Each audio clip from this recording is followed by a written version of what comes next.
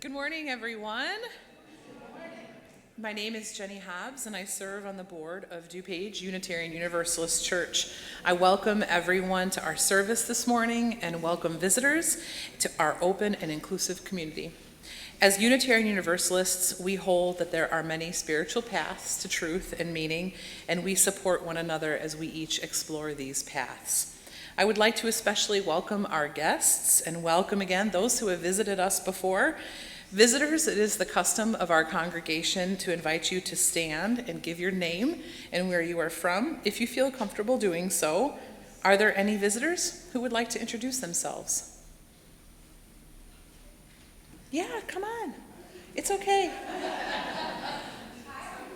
Hi, Carla. I'm originally from Michigan, but I live in Aurora now, and happy to be here today. Welcome. Thank you for joining us and for standing up. I know it can be nerve-wracking. Is there any other visitors with us today? All right. Well, welcome to everyone. Please join us after the service for, well, it's not coffee hour, it's lemonade hour over the summer. We would love to have a chance to get to know you better. Our Director of Religious Education, Steve Cooper, and our Congregational Life Coordinator, Mary Law, and all of our members are eager to meet you. I will also be present after the service in Creeves Hall and would be happy to speak to you as well. For those of you who are live streaming on YouTube, please be aware that during times of sharing joys and concerns, the live stream will go blank and the live stream will return after joys and concerns. Our service can be heard outside the glass doors at the back of the sanctuary. Should anyone feel the need to leave the service for any reason, there are chairs provided for your convenience. And as we begin our service, please silence all electronic devices. I do have one more brief announcement. I wanted to remind everyone and welcome you to join us at the whole church party on August 3rd. We'll have the opportunity to meet our new minister, Reverend Mike Walker. You can check your calendar for details. It will be in the evening, and I've heard rumors it's going to be a taco bar. So if you love tacos, get excited. Thank you very much.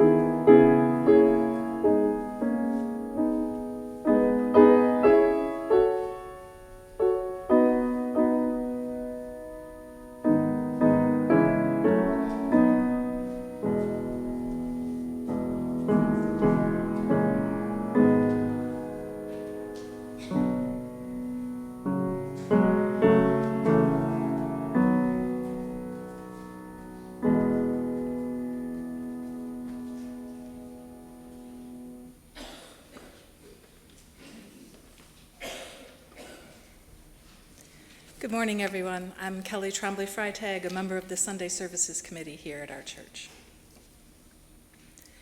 In the words of the Reverend Ian Riddell, Rumi tells us, "Come, come, whoever you are, wanderer, worshiper, lover of leaving, it doesn't matter. Ours is not a caravan of despair. Come, even if you have broken your vows 1,000 times. Come, yet again, come, come." Do you hear that voice calling you, calling us? That voice which calls us together here in this room where we share our singing and speaking and silence? That voice which calls us to remember that we are not alone and that we are inextricably linked to all other life, woven into a vast tapestry of existence of which we are a powerful and integral part. And just as we have been called together here today, we act as the voice, the heart, the hands of another call. The call to walk with the wanderers, sing and dance with the worshipers, proclaim the memory of those who have taken their leave, wrap the despairing and the broken in the arms of love and community, and hold the hands of all of us who have broken our vows and call us back again and again to the covenant and work of justice, hospitality, and steadfast faithfulness. For this, we are here together today. So, my friends, come, yet again, come. And now, perhaps this is ringing through your ears, I invite you to participate in lighting our chalice by singing hymn number 188, Come, Come, Whoever You Are. You may remain seated. Come, come, whoever you are,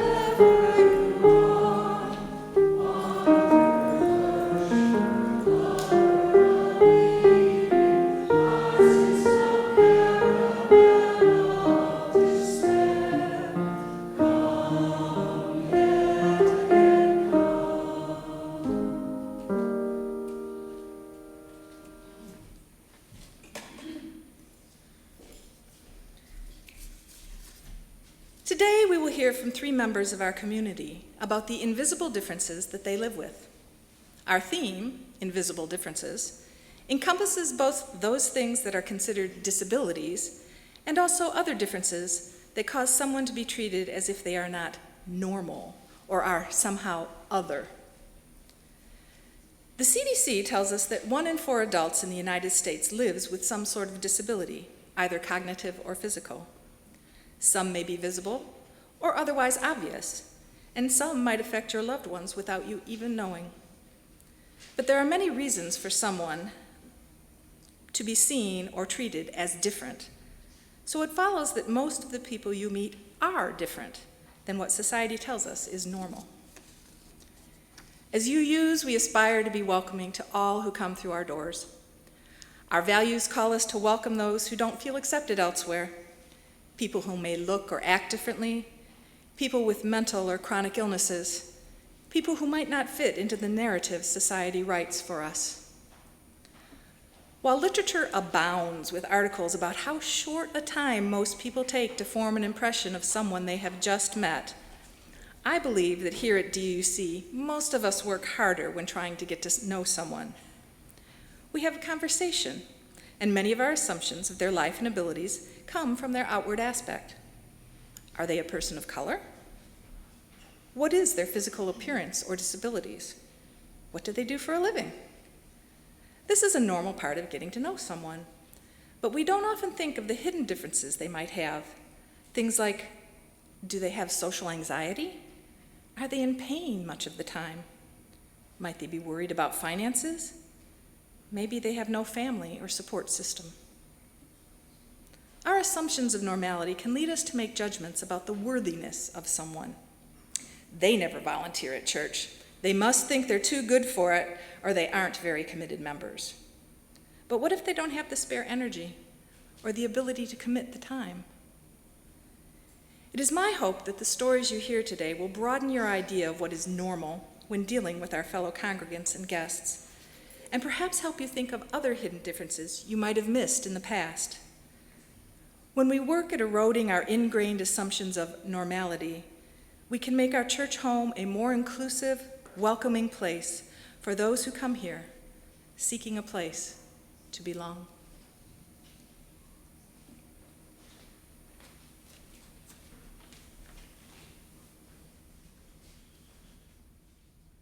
It is time to gather, and this is a time for a lesson or a story that helps further the service as well as the lesson that we do in the religious education program.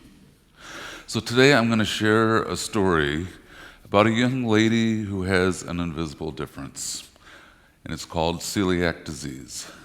This disease means that you are allergic to gluten, which is in wheat flour, and we typically use wheat flour to make bread, cake, pie, cookies, pasta, and many other things that everyone likes to enjoy to eat. So this is Kristen's story, Dear Celiac. I had never heard of celiac disease before, ever. As a matter of fact, up until a few years ago, I thought having a stomachache every time I ate was normal. Then the pains in my stomach got worse, and this crazy roller coaster went into motion. From what I learned, I can't get off this wild ride. So I decided there were some things I wanted to share with you, since it seems we are on this adventure together, forever. One of the worst parts of having celiac disease is how many blood tests I have to take. I don't know about anyone else, but I get really nervous when I feel that needle stick in my arm, even when it has been out for hours. The nurses and my mom always feel bad when they make me cry. And I know they don't do it on purpose, it just comes with the territory. But I get popsicles and other treats to make me feel better. Maybe having my blood taken isn't so bad after all. Another part that really stinks is having a biopsy done to make sure the blood test was right. Do you know what a biopsy is? I didn't until my parents explained it to me. Ouch. Basically, the doctor put me to sleep and then put a camera into my mouth to take a bunch of pictures. And after that, the doctor took little parts of my esophagus, stomach, and small intestine to take a better look under a microscope. On the day of my procedure, I was super nervous. Luckily, my parents were there to keep me calm. After I woke up from having the biopsy, I felt miserable and just wanted to go home. Once I got there, I was greeted with balloons, flowers, gift baskets, and tons of ice cream. I didn't mind the attention. That was great. Once all the test results were in, everything I ate had to change. I didn't like that everyone else was able to eat normal food, and I couldn't. I really miss freshly baked bread loaded with butter and brick oven pizza and cake from a regular bakery and stuffed shells. Yum. It was really hard having to change most of the foods I ate. However, after trying a ton of different brands and recipes, I can still eat my favorite foods. They may taste a little different, but they are still delicious. And luckily, there are places that have some amazing gluten-free bread, donuts, cupcakes, cookies, coffee cakes, pies, and more. And the best part is getting to try all these mouth-watering treats. And most kids my age were much bigger than I was. Celiac made me look so tiny compared to my friends. I wasn't growing a lot or gaining much weight. Even my hair and skin didn't look healthy. I just looked really sick all the time. It took a while, but eventually I caught up to all my friends. I'm not the shortest girl in my age group anymore. I'm growing. And I really didn't like asking about gluten-free options at every restaurant I go to. And some servers have no idea what I'm talking about, and other servers get annoyed. It would be great if restaurants didn't offer gluten-free options unless it was 100% safe for people with celiac disease. Otherwise, I get my hopes up only to be miserably disappointed. Although some gluten-free restaurants already exist, someday I would love to have my own restaurant that only serves gluten-free food. And I hear that there are designated gluten-free restaurants all over the world, but most of them aren't very kid-friendly. I just want some chicken tenders and fries without getting sick. Is that too much to ask for?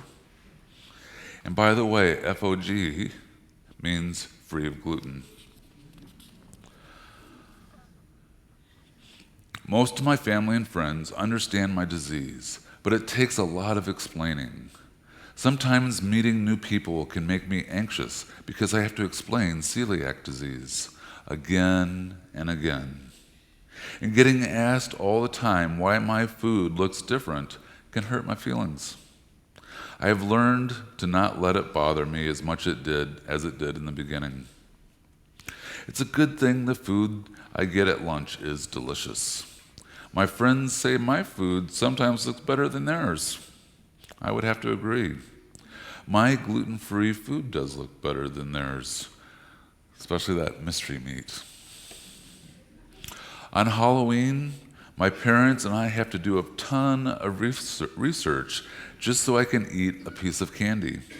You never know what ingredients will change, so we have to check every single item in my bag, and that can get on my nerves.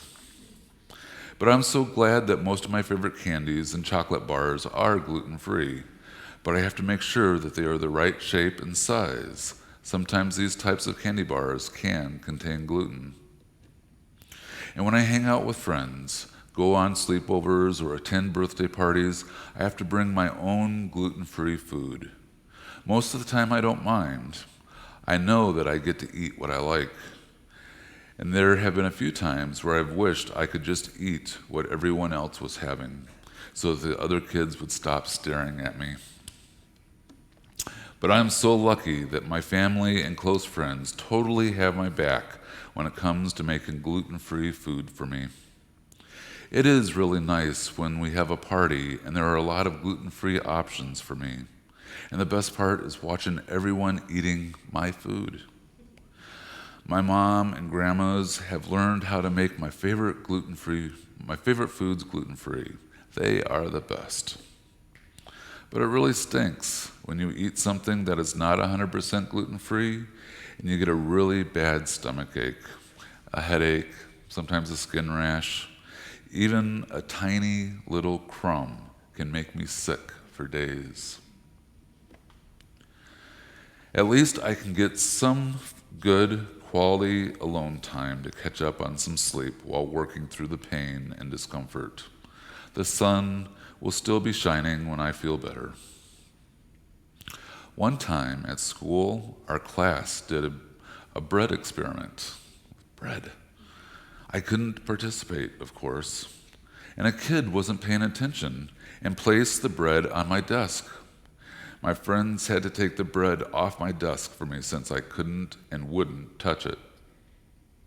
I was so glad my friends were there to help me out. I have to understand that sometimes people just don't get it, especially kids. And at times like this, I get really frustrated and annoyed. And I have to remind myself to stay calm and surround myself with people that support me no matter what. The hospital I go to offers some amazing events for their gluten-free patients. They have a picnic and special Halloween party that only serves gluten-free food and treats. And the hospital also offers free celiac screening for family members to get tested. How cool is that? Although having celiac disease isn't my favorite thing in the world, I am pretty lucky that it isn't something worse. When I am feeling down or sad, I remind myself to fix my ponytail and keep moving forward. See you at the next meal, Kristen. And Kristen Adams was 7 years old when her symptoms of celiac disease first began. Kristen's teachers, friends, and family have been helping her navigate this new world of gluten-free living. And one thing has remained consistent throughout her journey. She did not want anyone else to feel like they were different or alone. So for the past 4 years, Kristen has been enjoying the opportunity to educate her peers about her gluten-free lifestyle, including writing this book.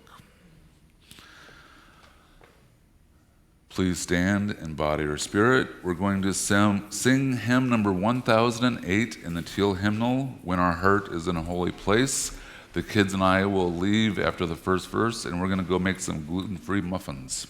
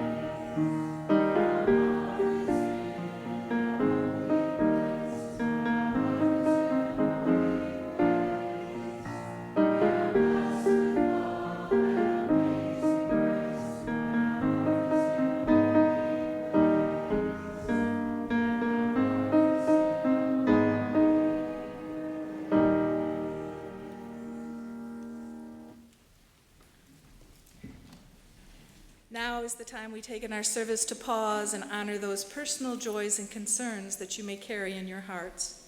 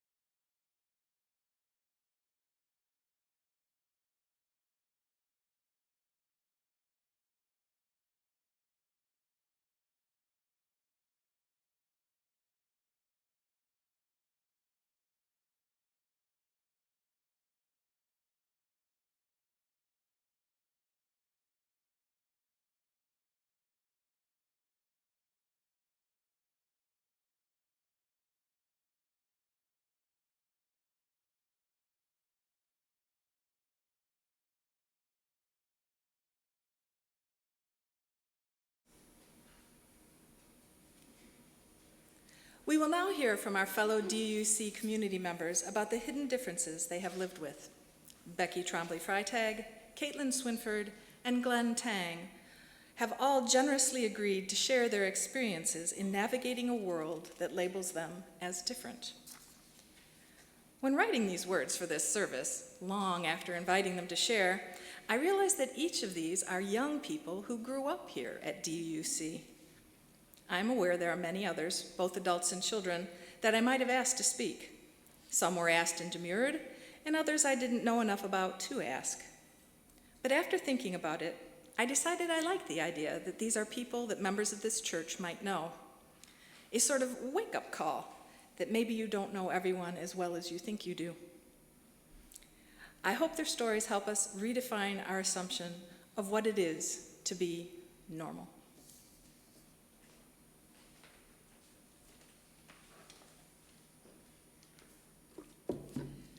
Hello.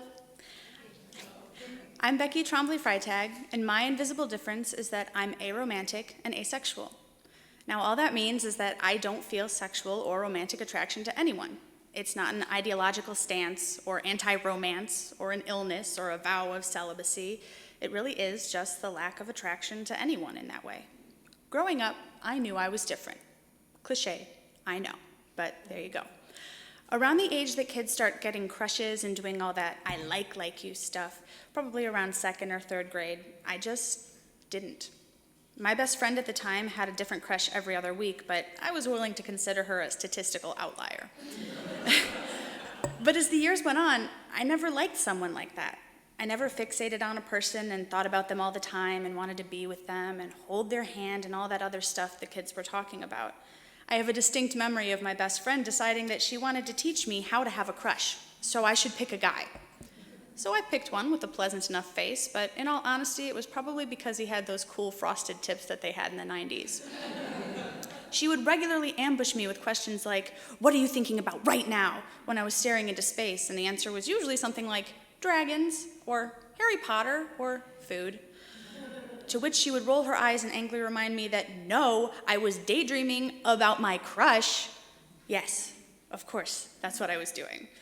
In all seriousness, I know that's not what love is. I mean, at least I hope it's not. But it did illustrate to me at a very young age that something was different. There was something that was missing. People had crushes on me from elementary school to high school and college. Several people asked me to be in a relationship with them. I've said yes to 2 because why not give it a try? The entire time I was absolutely riddled with anxiety. I didn't know how to act. Something had changed because we were no longer just friends. But what? What do we do? Where was this script I was supposed to have? Where were these uncontrollable teenage hormones that were supposed to show up and have a party and show me the way? Wasn't this supposed to be the most natural thing in the world? I mean, they smelled nice, but I didn't want to do anything more than hug. This role change threw me for such a loop, I didn't even want to hang out with them anymore. I rarely went on dates with the people I was dating. I never picked up the phone. I would panic every time it rang, hoping that it wasn't them and I wouldn't have to fake it through one of those long conversations that you were supposed to want to have, to talk about your day with them and how you felt about them and how you missed them and how you wanted to be with them, because I didn't. But Becky, you may say, that just sounds like anxiety. And I would say, you're right, it sure was, over the fact that I had to perform in a relationship a way that I didn't feel. But Becky, you may say, maybe you just didn't like them that way. And I would say, wow, you sure like to argue with me. And I would say, yes, I had considered that. Around 15, I realized that I liked girls just about as much as I liked boys. So, of course, I was bisexual. Woohoo! And then a little later, pansexual fit me better. It wasn't until sometime after freshman year of college that I discovered the term asexual that I realized that the line between liking everyone the same and not actually liking anyone at all was really thin. I guess I did like everyone the same. I just didn't. It was comforting to learn that word. I wasn't alone. I wasn't broken. There were people like me. There was a word for it. It was real. Realizing I was aromantic sometime in the following year was a little more terrifying. It was still freeing, yes, but it carried this sort of weight with it. To live in our society that places romantic relationships at the top of the hierarchy, which have to be sexual to count, by the way, a society where nuclear families and owning a house with your spouse is what is expected, it can sometimes feel like I'm going to be alone forever. Because I don't fit the story that says you end up with someone. The guy gets the girl. That's what happens. It was never if it happens. It was always when. All the women I saw in media had romance central to her story, or at least a part of it, a story that ended once she got married. Quest complete, goal reached. You did the thing you were made to do. It's just not something that makes sense to me. If you were to ask me to define that sort of love, I could probably describe it with lots of I've heards and from what I understand, because it would all be extrapolation from every book and show and movie and song and commercial and fairy tale I've read. Seriously, do you want a thought exercise? Do me a favor and try to count the amount of times romance and sex is brought up in the media you consume every day. Every billboard and magazine and radio hit and movie that you see in the next 24 hours. Now here's the thing. I am not broken. Nothing happened to make me this way. This is just how I am, and the friction it may cause to exist the way I am is not something that's wrong with me. I'm different from the story that is told. I'm different from the supposed to be and the scripted happily ever after, but I am not alone. I love plenty of people. I love my family and all of my many, many friends. I love me. And I love all of you. I just don't want to date you. No offense. The media I chose to represent me today is the song For Me by Dearly, who wrote it when they realized that they were asexual. The lyrics are included in your order of service. Thank you.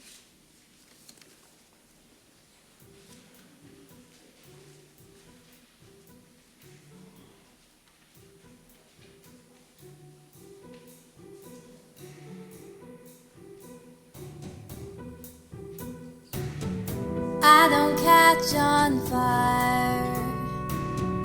I burn more like embers.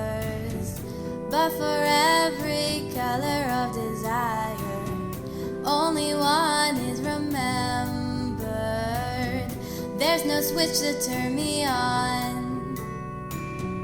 I am not a machine, learning that it isn't wrong. This is just what human means for me. For me, oh.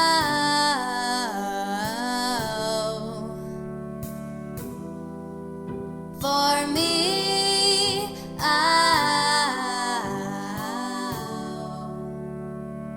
Don't tell me I'm too young, or I just gotta meet someone.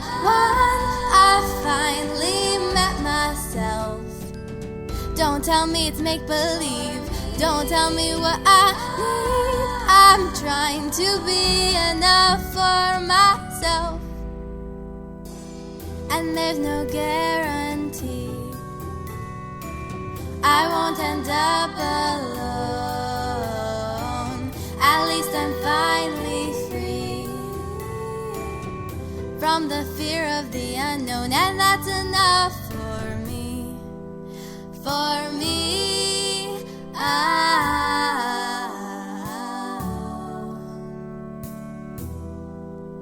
for me,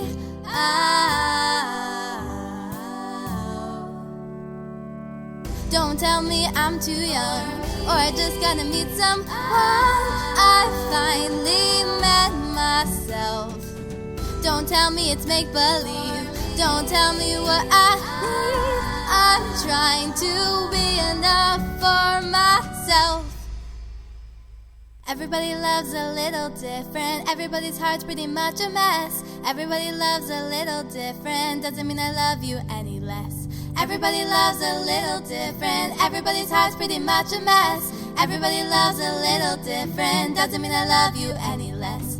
Everybody loves a little different. Everybody's heart's pretty much a mess. Everybody loves a little different. Doesn't mean I love you any less. Everybody loves a little different. Everybody's heart's pretty much a mess. Everybody loves a little different. Doesn't mean I love you any less. Don't tell me I'm too young, or I just gotta meet someone. I finally met myself. Don't tell me it's make-believe. Don't tell me what I need. I'm trying to be enough for myself.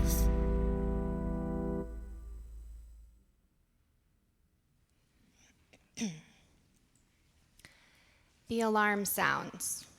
You turn it off. The alarm sounds. You turn it off. The alarm sounds.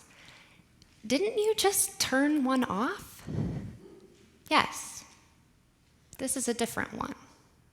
You roll over and turn off the alarm. The idea of getting out of bed is unbearable. You can't even open your eyes. Your limbs are so heavy. Your mind is so foggy. Your thoughts are as slow as molasses. The alarm sounds. Good morning.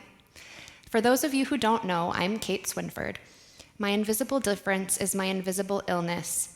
It's a sleeping disorder called idiopathic hypersomnia. It's pretty simple. Idiopathic is Latin, meaning for unknown cause. And hypersomnia is Latin for lots of sleep or lots of fatigue. So the name of my disorder is literally doctor speak for, we don't know why you're tired.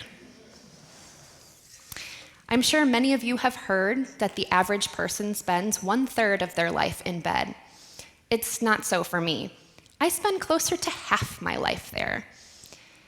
I did the math of my average sleep times for you, and I get about 10 hours of sleep on weekdays and anywhere from 13 to 15 hours of sleep on the weekends. And despite this, my brain acts like that of a person who has not slept in 72 hours. If I get less sleep, it's worse. Sometimes it's worse for no reason. While I haven't always felt the fatigue this strongly, I have had this disability for my entire life. In fact, my mother thought she was the luckiest mom in the world when I was born. As an infant, she'd put me to bed in the evening and I would sleep through the night, 13 straight hours as a newborn, unless I was sick. Growing up, my mom was always scolding me for putting my head down at the table at restaurants, and waking me up was always a challenge. Now it takes multiple alarms, multiple as in 10, and a phone call from my mother to get me out of bed. My symptoms include excessive daytime sleepiness, orthostatic hypertension. That's a blood pressure disorder that causes severe lightheadedness upon standing. It's part of why I'm sitting. And problems with memory recall, and more. Fatigue is by far my worst symptom, my constant companion. It has become a part of my personality at this point. It even invades my sleep, my dreams, climbing in like a kid afraid of the dark, climbing into their mom's bed. It feels like a poison throughout my body, a miasma surrounding me. I picture fatigue like that gross green, brown, black sludge that clogs a drain. It wraps me in an oppressive envelope and coats my veins, sinking into my bones. I feel like I'm drowning, forced to tread water while wearing a lead straitjacket and concrete boots. So if you ever hear me say, I'm just tired, remember this description. I am not sleepy. I'm beyond sleepy. I'm excessively fatigued. Even so, chances are that if you ask me, how are you? I will most likely lie and say, oh, I'm fine. Because there are only so many times you can hear me say, I'm tired, before people start saying things like, well, you're always tired, or, well, besides that. Fatigue is an insidious beast. It affects every aspect of your life. It dictates how many activities you can participate in, even which activities you can do, and when and where you can go places. It would take the entire service. It would take the entire service for me to tell you all the things I can't do because of my fatigue. But here are some examples. I do not have the energy to cook. If it isn't microwavable in 5 minutes or less, I'm not going to eat it. I live off of Hot Pockets. I cannot grocery shop or do laundry and shower all in the same day. In fact, it's pretty regular for me to only shower once a week because I am just too tired. Don't even get me started on laundry or driving. My second worst symptom is internalized ableism. It took me a while to accept the fact that I'm disabled. I still have trouble holding that. I don't look disabled. I often have problems thinking that I'm not disabled enough. Merriam-Webster defines a disability as a condition that impairs or interferes with the ability to engage in certain tasks or actions or participate in typical daily activities. And let me tell you, my fatigue certainly does that. At the beginning of April, I went to the art show here. After a few minutes, I couldn't hold myself up anymore, and I was leaning on Becky. Even that was too much, and I had to sit down. Becky suggested that I use the church wheelchair. I say suggested, but she all but tied me to the chair. She's very helpful that way. I was terrified and embarrassed because I don't feel disabled enough to use a wheelchair. I was afraid someone would ask me, "What happened? What's wrong?" Because nothing had happened. I was just tired.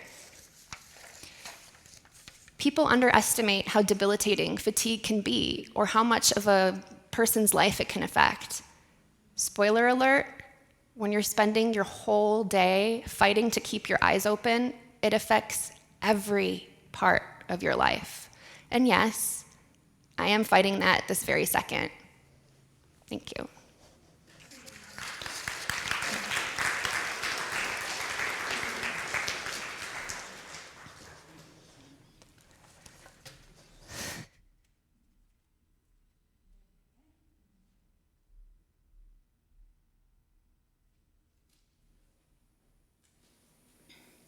Please join me in this responsive reading by Reverend Sarah Lammert. Please read the italicized words, and yes, you do start the reading. This is finally the time to let go of that crazy notion that we can live separate and aloof from one another. This is the time at last that we can come home to each other, to our mutual belonging. And we create a web of life out of which every single one of us can use everything our stories have given us. Every part of our lives, even the cruelty, even the ignoring, even the loneliness, even the differences. A web of life is created within you which you can rest in, that knowing, because out of that you can act. Out of that, all power is yours. Out of that, you travel light. Out of that, you can step forward. May our every encounter be a homecoming as we step forward now for the healing of our world. The world is not going to be saved by good people or noble people.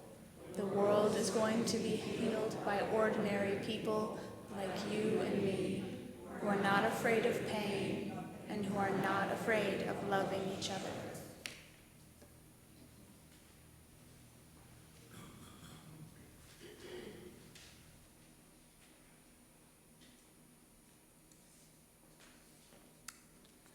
Right. So, when I was thinking about the theme of invisible differences, I asked myself a question. Why are differences invisible? What makes them unseen? Sometimes it's simply that the difference has no obvious marker, of course, but other times, differences are made deliberately invisible.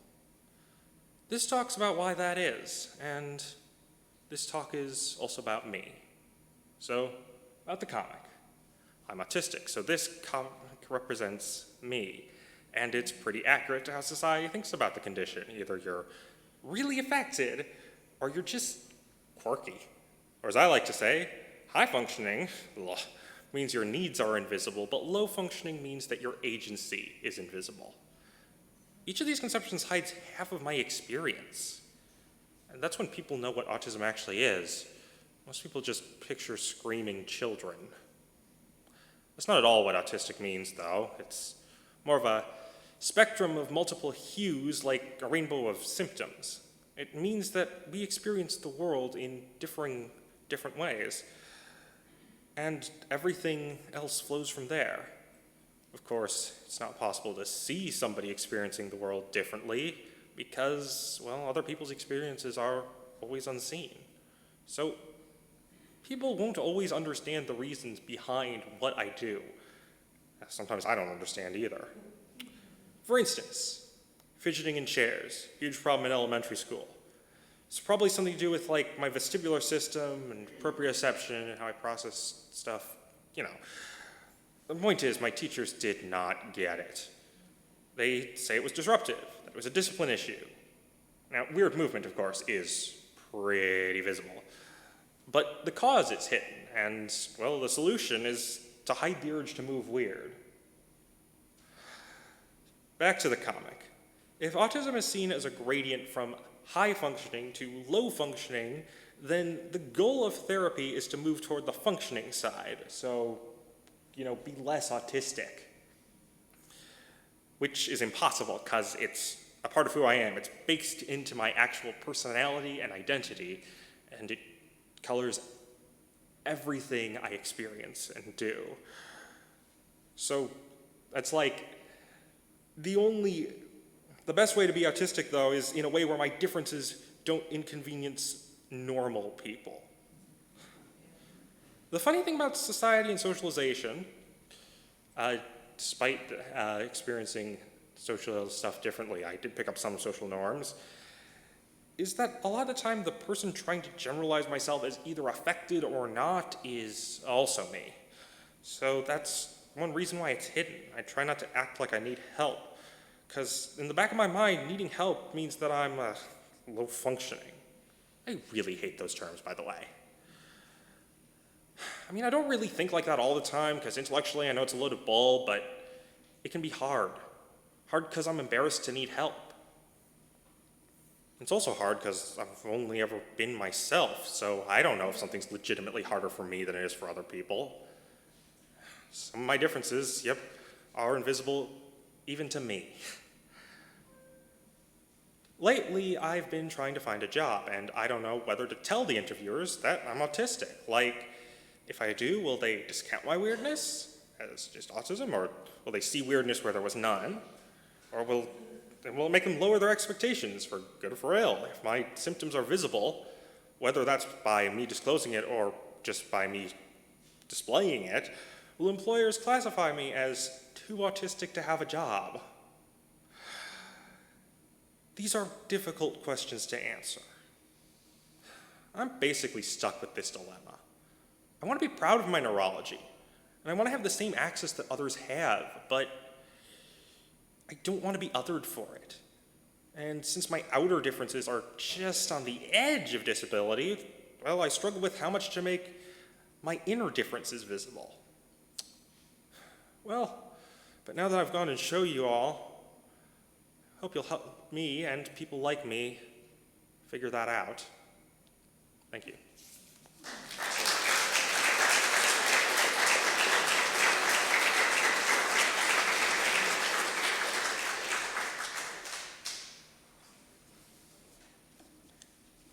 The offering for the good of this beloved community will now be given and gratefully received.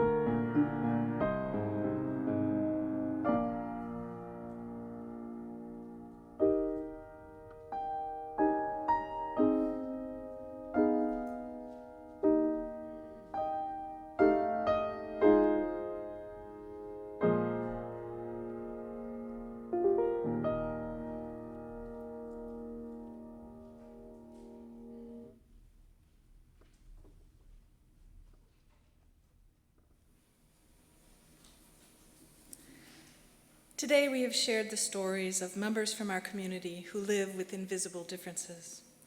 Thank you so much, Becky, Caitlin, and Glenn. Their words have touched me, and I'm sure they have touched many of you. They have made me think about my invisible differences and reflect on those differences that each of you might have and how my own judgments often don't take them into account. It is not easy for many of us as individuals to live authentically with generous hospitality, and it can be even more difficult when we try to make that hospitality and welcome a part of our most basic practice as a community. I hope the experiences you have heard today help you to remember that many, if not most of us, live with some sort of invisible difference that calls out for compassion and understanding. They can differ in impact they have on our lives, but they are real and significant. I hope what we have shared today helps us to greet all who come through our doors with compassionate welcome. And I'm trying to decide whether we should do one verse of the hymn or just skip it. Anybody got any suggestions? We'll do one verse of hymn number 131, Love Will Guide Us. Please stand as you're willing and able.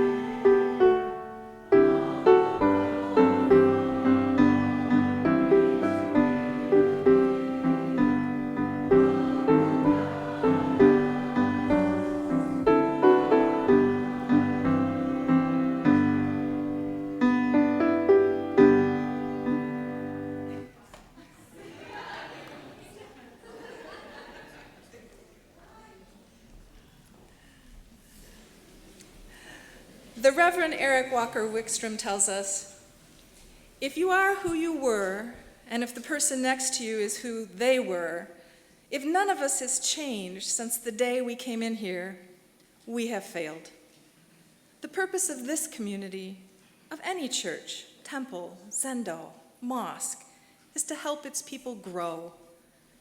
We do this through encounters with the unknown, in ourselves, in one another, in the other, whoever that might be for us, however hard that might be. Because these encounters have many gifts to offer. So may you go forth from here this morning, not who you were, but who you could be. So may we all. Thank you so much for being here today, and please greet one another and have some lemonade.